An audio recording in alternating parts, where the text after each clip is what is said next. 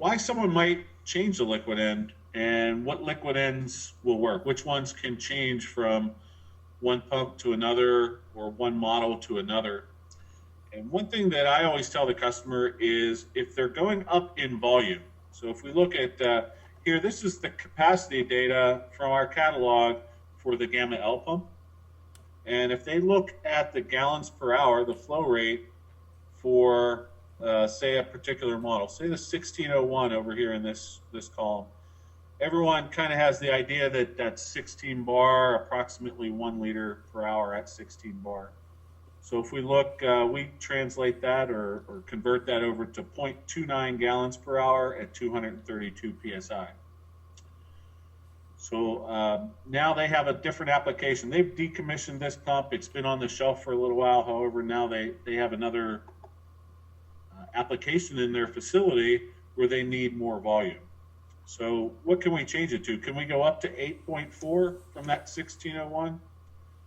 Well, actually, the Gamma L pump uses two different solenoid sizes. So we have a 70 millimeter solenoid and an 85 millimeter solenoid, which may or may not ever come into have an effect on you, but for us in the background, we have to be aware of that. The way to distinguish those, we use those same solenoids on the beta pump as well. There's a 70 and an 85 millimeter. Here on the Gamma L, we're not broken out into a beta 4 and a beta 5. So the beta 4 is the smaller, the 70 millimeter, and the beta 5 is the 85 millimeter solenoid. Here we don't have that indicator so much. The way to tell is if we look at the pressure capabilities of the pump, you see that we start up at a higher number, and as our volume capabilities go up on the pump, our pressure capabilities go down. And then we hit this number right here, the 1605, and you see that our pressure jumps back up. So that pressure jumping back up is our indicator. That's where we start over with a new size solenoid. So from the 1605 to the 0232, that's our larger solenoid. That's the 85 millimeter solenoid. And you see that the pressure starts kind of back over, and then it works its way back up as the pressure comes down. So pressure and volume tend to be inverse of one another. But the two different solenoid sizes is how we accomplish the different flow ranges. So now they can switch pretty much within those. So if they wanted to go from a 1601, they could potentially go up to an 0220. Now keep in mind the 0220, the maximum pressure rating on that is only 29 psi. Now we specifically control the energy going to that solenoid, and that comes from the program. As we program in the ident code of the pump, it tells it how to limit the energy going to that solenoid. So for the 1601, it's going to say, well, we need to achieve a very high pressure, so we're going to have a very high capability of energy going to the solenoid. Conversely, the 0220, we're only going up to 29 psi, so that pressure, that energy going to the solenoid to achieve that pressure is going to be pretty minimal. However, if the customer wants to change just based on volume, the physical dimensions of this 0220 are much larger. So we are naturally going to get a higher flow rate out of this liquid. Whether we're going to hit exactly 5 gallons per hour if we switch to the 0220, we've never tested that. We haven't done testing like that. So I would say try to oversize the volume that you need within the solenoid size. So that means if you only needed 3.2, but pressure isn't a concern, you have pretty minimal pressure that you're pumping against, go to the 5 gallon per hour instead of picking the 3.2, what would be your maximum on this liquid end. Go to the 5, and then you would be able to turn down to the 3.2. You are going to get a higher flow rate out of the larger liquid end. You won't get the pressure capabilities out of it, but that might be enough to accomplish your new application. Okay, hopefully that makes sense, pretty clear to everyone. We have a similar thing with the Sigma pumps. Here we're looking at the capacity data on the Sigma 2 series pump. So the two columns that we have to look at in the catalog for the Sigma 2 are first the stroke rate.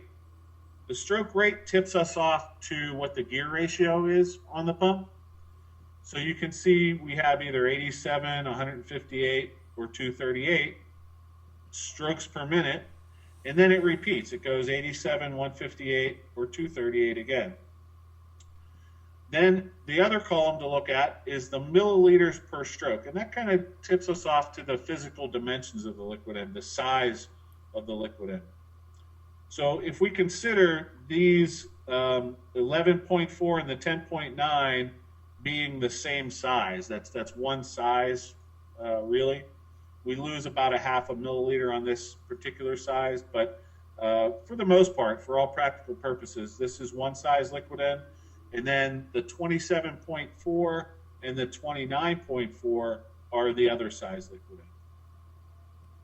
So we have pretty much two sizes for the liquid ends on the Sigma 2, and then we have three different gear ratios, and then we repeat that gear ratio first with the smaller liquid end, if you will, and then with the larger liquid end.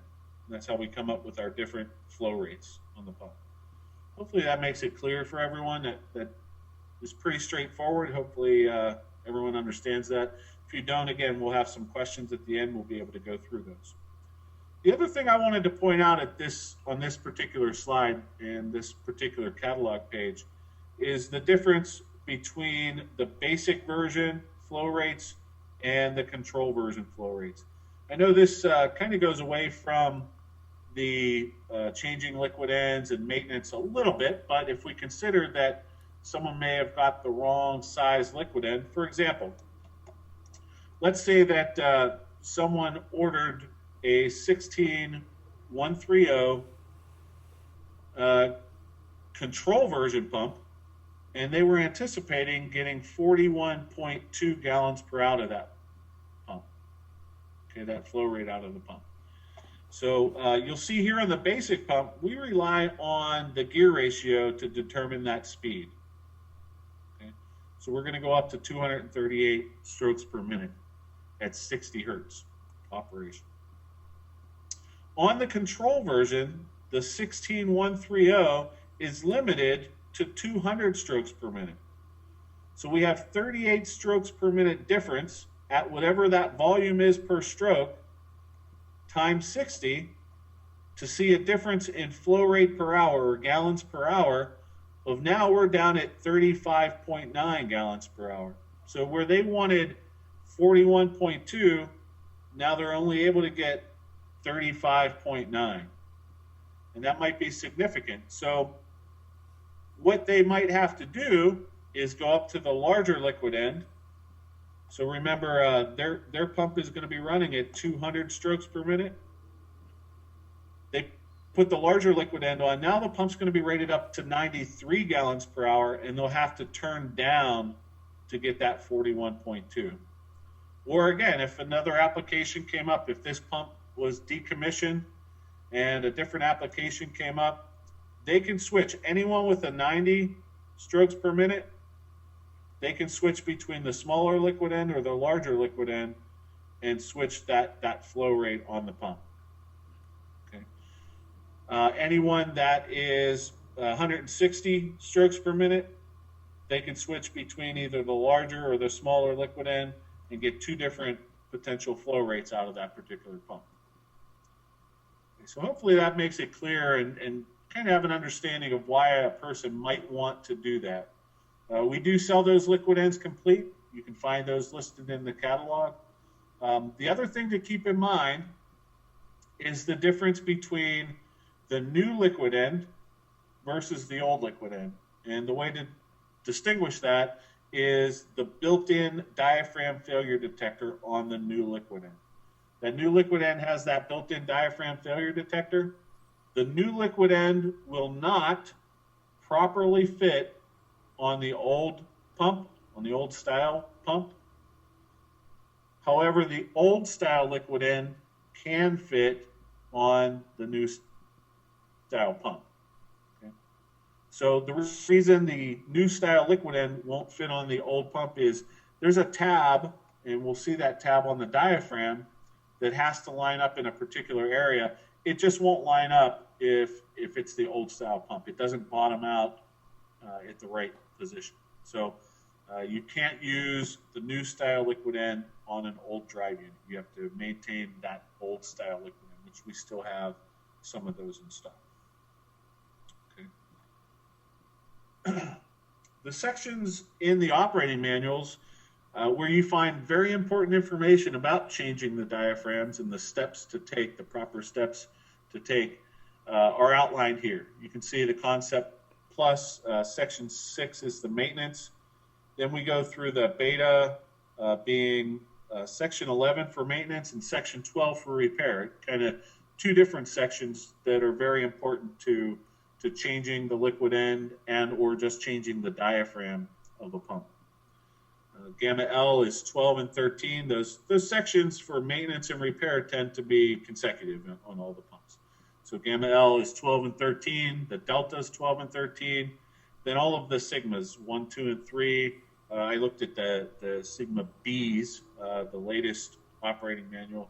That's always 10 and 11. 10 for maintenance and 11 for repair.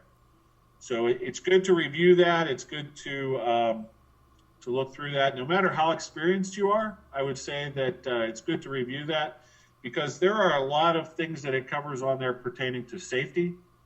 And, as comfortable as you are doing this already, you may overlook one of those steps pertaining to safety. And we don't want to take any shortcuts when it comes to that safety in particular. So I think that looking at that operating manual and studying particularly the safety information is very, very good thing to do before you have to do that. Things such as it tells us, if possible, we want to flush the liquid end before we remove it. So if the chemical is compatible, of course, water is the best thing to flush it with. So, just run the pump. If it's on a skid and the skid has a calibration column, fill the calibration column up with water and pump water through the through the pump several cycles. Maybe refill the calibration columns a couple of times. If it's not compatible with water, try to flush it with a chemical that's a little less aggressive towards you. Okay, so if it does get on you, it's not going to cause a problem. And then after you've flushed the pump, if possible, you want to relieve the pressure that is on that particular application. So again, if it's on a skid, you can relieve the back pressure setting, relieve the pressure relief valve, so that there's very minimal pressure on that skid, on that pump that you're going to be disassembling. Once you have it disassembled, then we can start removing the liquid end to get to the diaphragm. A very common question that we get here, I'm sure you get it as well, is, well, how long between maintenance? How long is that diaphragm going to last for me? And that's one of those questions that there's not one answer for. It depends on the application. There's so many factors in the application that determine how long that diaphragm is going to last for us. There's no way we can answer that truthfully. So the operating manual is very clear on what it suggests, though. It suggests that quarterly or every 3 months you inspect the diaphragm. So disassemble the pump, just as mentioned, taking all those safety precautions, using all of those personal protective equipment that is advisable, gloves, safety glasses for sure. Don't take any shortcuts on that. That's one. We've had people here from Prominent, again, people who are very comfortable with changing a liquid end that chemical has sprayed on them before because they're in a rush and they take a shortcut, and that's not a good thing. So now we know better. We know that we're always wearing that personal protective equipment and being sure to take care of ourselves, number one. The pump, that's secondary. We can always replace a pump, but if someone gets injured, we don't like to see that. So be very careful. So that every 3-month recommendation is if you're running the pump 30% of the time continuously. So if you run it 8 hours out of the day, out of a 24-hour period, you should inspect the diaphragm every 3 months. Okay? The more you run the pump, if you run it longer than 8 hours, then you should inspect it more frequently. My answer to people when I do get that question on the phone is start inspecting it with what the operating manual recommends, and that's every 3 months. And then after that, you can determine, based off of your findings, more of a schedule for a preventative maintenance. So if you inspect it after the first 3 months and you notice that there's absolutely no sign of wear on the diaphragm whatsoever, you may wait 6 months for the second inspection. Or if it's an application where 6 months might be too long, you're a little skeptical, you're still coming from another manufacturer's pump and you know that their diaphragm failed routinely, failed regularly, you might want to extend it to 4 months. Okay, so we went from 3 to 4 months. And then the next time you inspect it, it still looks perfect. There's nowhere. So now you'll extend it out to 5 months and so on. So you customize that preventative maintenance schedule kind of based off of your findings. And I think that's really the best answer for the customer. Some of the torques that, we have to torque that liquid end back onto the pump after we've removed it. So from the Concept Plus all the way up through the Sigma 2, the torque is the same. So if we remember that, it goes for most of our pumps. That's 4.5 to 5 Newton meters. Okay, for us, 40 to 44 inch-pounds. And we know that is a good torque setting. For the Sigma 3, we have 2 different size liquid ends. We have a 330 and a 1000 liquid end. So for the smaller liquid end, the torque requirement is 7.5 Newton meters plus or minus a half a Newton meter. So for us here, a little easier to understand, is 66.38 plus or minus 4.245 inch-pounds. The larger liquid end, it's 12 Newton meters, so we're getting up in torque, plus or minus 1 Newton meter, and that's 106 to 8.85 inch-pounds. Okay, we're going to recommend that you torque those in stages and kind of in a crisscross pattern. We'll talk a little bit about that crisscross pattern, but if you don't know what torquing it in stages is, let's talk about the smaller liquid end on the Sigma 3. Let's talk about the bulk of the pumps, the Concept to the Sigma 2, 4.5 to 5 Newton meters. So if we're targeting 4.5 Newton meters, we might torque all of the screws at 2 Newton meters first, or about, say, 20 inch-pounds to start with. Then we go back and we retorque them to 4.5. So we go in that crisscross pattern to 2 first, then we change the setting on our torque wrench up to the full 40 inch-pounds, and then we go back in that same crisscross pattern and we torque them up to that full torque rating, 40 inch-pounds at that point. Okay. Hopefully that makes sense, and we'll talk about that crisscross pattern again when we go into the demonstration. The tools that are required to do the liquid end maintenance are pretty simple, at least to remove the diaphragm. For the Concept Plus up through the Sigma 1, we use a 4 millimeter hex wrench, so that's definitely something that should be in your toolbox. The Sigma 2, which is also a very common pump for us, a 10 millimeter socket would be required. And then the Sigma 3, again, those 2 different size liquid ends, we have 2 different size sockets. The smaller one will also use the 10 millimeter socket, and then the very largest liquid end on the Sigma uses a 13 millimeter socket. Okay.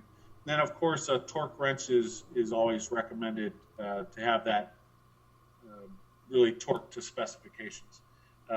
In the field, I know it's difficult to carry a torque wrench with you, but you know, if we want to do this properly, if you're having leaks, if you're having problems at a facility, you know, the torque wrench can't be disputed in that case. So use the torque wrench, have it torqued properly, and if you're still having problems, then you know we need to address it a different way. But that's not really typical. So now after we've torqued it, after we've rebuilt that liquid end, the best thing to do is test the pump. You want to test it before you leave the facility.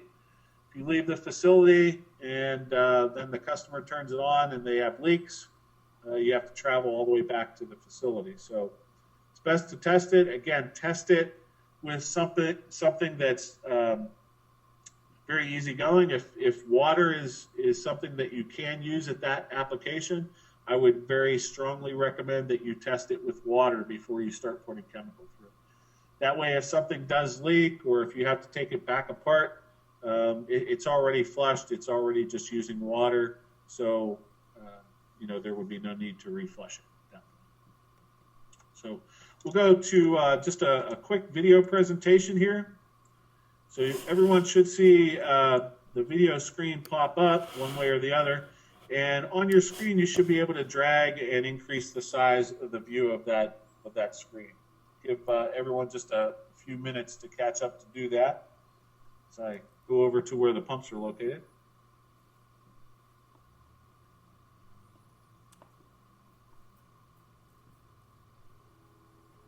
Okay, so hopefully everyone has that view on their screen now. They can see the pumps that are there. The first pump that we're going to look at is the Gamma L pump. Pretty much all of the solenoid-driven pumps, the recommendation is the same, how we go about removing the diaphragm and therefore removing the complete liquid end. The first thing is, with the pump running, we turn our stroke length down to 0%. And that's very important that we turn it to 0%. 0% on the solenoid pump will push against the plunger inside of the solenoid and prevent it from spinning. So as we turn the diaphragm, if we don't have that at 0, that entire plunger is going to rotate along with the diaphragm, and the diaphragm is not going to loosen off of the shaft. So it's very important that we turn that to 0% with the pump running. So I've already done that with my Gamma L here. I've turned it to 0%. You can loosen all of these. Again, a 4mm hex wrench. I've taken advantage and I've loosened all of these so far, all but one. So I'll get the last one here, loosen it. Remember, this is after we've flushed the pump, after we've bled off all of the pressure before we loosen all of these. Now that we have these loosened, or just to the point where they're just finger tight, the operating manual recommends this is when we disconnect the connectors for the suction and discharge valves. Now that that's all disconnected, we can remove the liquid end of the pump. We'll set that aside. We're going to take our diaphragm and spin it counterclockwise and thread that off of the shaft. Okay, I'm going to set my back plate just out of the way. We're going to inspect that diaphragm, especially at the flex points, which are just around this inner raised part. You want to inspect that inner diameter right there. Inspect it very thoroughly. I would also advise you to inspect this. This is referred to as the safety diaphragm. If this diaphragm is to rupture, the liquid that gets behind this diaphragm, we want it to stay in this cavity created by this backplate. Then the backplate itself has a weep hole on the bottom. So it's going to drain out and be a visual indicator that the diaphragm is ruptured. But to make sure it doesn't enter the drive unit, it's important that this safety diaphragm be intact and be in place. So if you don't have that, we need to get that right away. So now I have to reassemble the pump. my stroke length again is still at 0% now. I'm going to hold my back plate in place. I'm going to put my diaphragm up to the shaft, and this might be a different size diaphragm. I might be changing the liquid end altogether, remember. I'm going to thread that on just clockwise till it's nice and snug. I'm going to take the liquid end, the head block, and I'm going to finger tighten all of my socket head cap screws back into the drive. Okay. The next step that the operating manual says to do is to run the pump and turn my stroke length back up to 100%. Okay. So I turned my stroke length back up to 100%. Here I wasn't running the pump, but you should do that. Then I'm going to torque. Remember, I'm just going to torque this in stages. So I'm going to tighten these down just snug with my ratchet first. And remember, I would be using a torque wrench to do this properly. So I have these all snug, just kind of finger tight. I'm going to set my torque wrench to that lower amount. We said maybe about 20 inch-pounds. I'm going to snug it to that 20 inch-pound mark. Okay, again, I'm going in kind of a crisscross pattern. Just as if you were replacing the tire on your car, you kind of go diagonally across from one another, move around. Now I'm going to reset my torque wrench up to the 40 inch-pounds and go back and snug the liquid end the rest of the way. Okay. And then I could reconnect my connectors. Again, I want to start the pump and test it, be sure that there's no leaks coming from the pump. So we'll see that with the Sigma pump as well. Move our Gamma L out of the way. We have a Sigma 2 pump here. Everyone can see that. Again, I've loosened some of these screws already. Take these out a little further.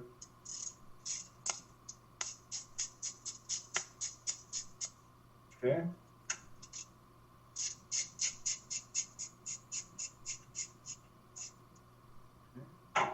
That's it's just finger tight, supporting it. Again, my stroke length, while the pump was running, I turned to 0%. So it's also at 0%, even on the motor-driven pump. Okay. So I loosen all of my bolts. Remember, this is a 10 millimeter socket that I'm using here. Set that aside. Now you can see this is the new style liquid end with the diaphragm rupture detector. And this is the tab that I talked to you about. It won't line up on the old style drive if you have one of those. So now I get a good grip on the diaphragm. Remember, I'm at 0%. And I turn that once it breaks loose. I just turn it counterclockwise, turn that diaphragm off, set it aside. Again, I have my back plate, the back plate, and then this aluminum part is the back lid, so there's a little bit of a difference there. This is considered part of the liquid end, and this is part of the drive or the gearbox of the pump. Okay. So now on the back side of the back plate, we kind of have that safety diaphragm helping to prevent the chemical from getting back into the drive. So I'm going to put that back on. It's important that I get this lined up. This is where that tab for the safety diaphragm will line up. Then I'm going to put my diaphragm back in place. Get it started here. Okay. Tighten it clockwise until it stops. And it's going to stop with that tab pretty close to where that back plate needs to be. And you have a few degrees of tolerance there. And you can see that diagram in the operating manual of that tolerance. So you can line that up. Then I'm going to take my liquid end. Now, if you have the old style liquid end that doesn't have the diaphragm failure indicator like we have here, which can also be a switch, or if you have a high viscosity liquid end on one of the solenoid driven pumps where you don't have this diaphragm failure indicator, you have to be very cautious because that liquid end looks the same in either direction, upside down, or right side up. The liquid end of the valves, the suction valve is the same as the discharge valve. So you have to be very careful, pay attention to the direction of the arrows that are on the outside of that valve. Then we're going to put that back in. We're going to snug that in with our fingers. Okay. If you've removed the suction and the discharge valves during this process, it's good, it's advisable to have those back in before you retorque the liquid end also. So be sure that this liquid end head block is kind of completed before you're going to reattach it to the drive. Okay, so now I'm going to torque these. Remember, again, we're going to go in stages. The Sigma 2, the torque still was the same, 4.5 newton meters. So I might go halfway to, if we talk in inch pounds, that would be halfway, would be about 20 inch pounds. So I'm just tightening all of these snugly, and you see that I'm kind of going in a crisscross pattern. I did the horizontal ones first, then I'm going in an X pattern on the other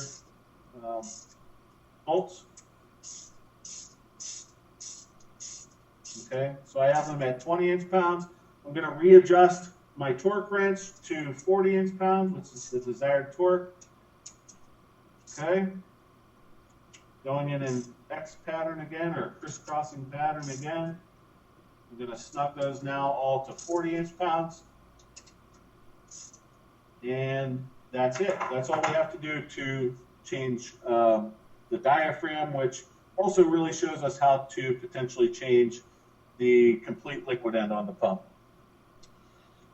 So hopefully that was informative to everyone. We'll take some questions here. Again, the questions, we would ask that you type those into the tool that the GoTo has on the bottom. Some of the things that came up earlier today were the availability of alternate material for the diaphragm. We do offer Viton diaphragms as well as EPDM-based diaphragms. Particularly on the motor-driven pumps, you have to be cautious on those. The pressure rating of the pump will go down. The maximum I think those can handle is about 88 PSI. So be aware of that. If you do switch to those are used if you have something a little bit more abrasive that you might be pumping through. I know we've done diatomaceous earth in the past, and we've switched those to Viton diaphragms in that case. One was, can we use liquid ends from competitors' pumps? And the answer to that is no, we can't use their liquid ends, and we can't use their valves in our pumps. So be very aware of that. Be very cautious not to try to do that. Everyone have a good weekend, and we'll talk to you again soon.